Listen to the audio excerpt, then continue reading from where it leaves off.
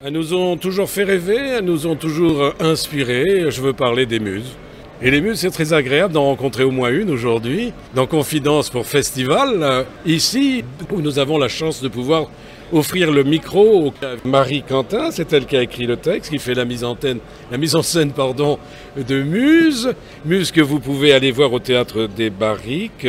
C'est à 14h55, tous les jours pendant le festival, sauf le mardi, voilà. C'est simple, on a tout dit. Je vais vous donner quand même le pitch. Muse parle des femmes, bien sûr, hein, c'est tout à fait naturel de parler des femmes quand le titre les inspire autant. De celles qui sont belles et de celles qui auraient aimé l'être, de celles qui sont jeunes et de celles qui voudraient déjà ne plus l'être, de celles qui mangent du blanc de poulet sans sel parce qu'il faut bien rentrer dans les robes et le cadre des photos.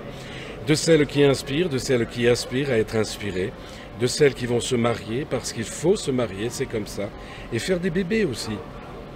Muse parle des femmes, des meufs, des zouzes, des gonzesses, des dénettes, pour faire tomber leur masque de paillettes avec humour et poésie. Et puis on va danser aussi.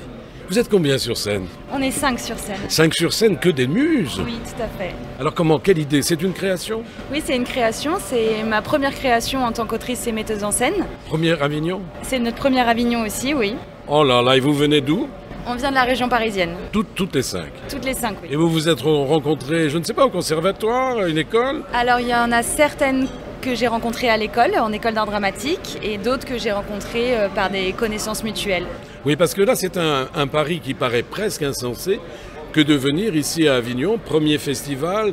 Jeannette, vous êtes très jeune, je le dis, mais avec beaucoup de talent, ce qui n'empêche pas, attention, la jeunesse et le talent sont complètement compatibles.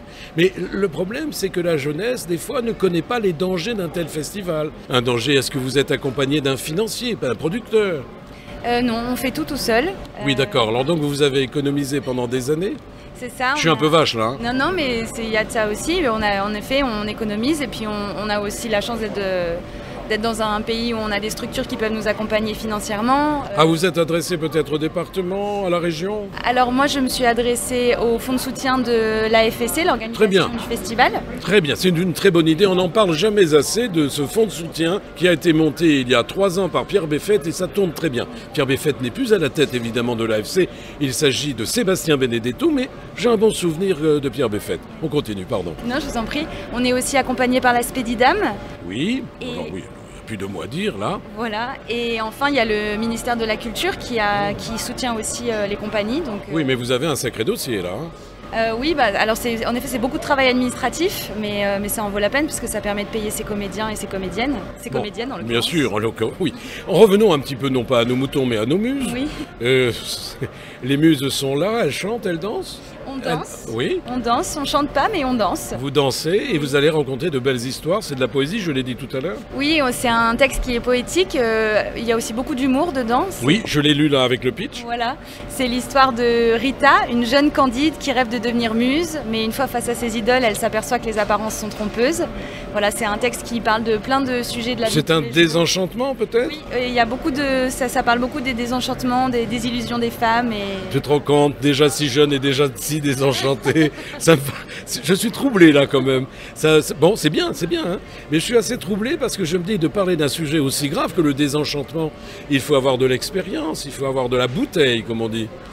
Oui, mais quand on est une femme depuis 27 ans, ça fait 27 ans qu'on expérimente ça, donc je pense qu'on en a déjà un petit peu. Un petit peu, c'est bien, c'est bien. Puis alors vous le dites avec tellement de candeur que voilà, j'ai envie d'aller voir cette pièce qui dure combien de temps? Ça dure 1h15. 1h15, on est dans le format habituel, mais c'est un format qui est joli pour une première pièce de théâtre en forme de conte. Oui, on pourrait dire que c'est un conte. En tout cas, il y a beaucoup de lyrisme dedans. De lyrisme, d'émerveillement peut-être? Oui, on essaye. C'est un spectacle qui est très punchy, c'est un spectacle dans le spectacle.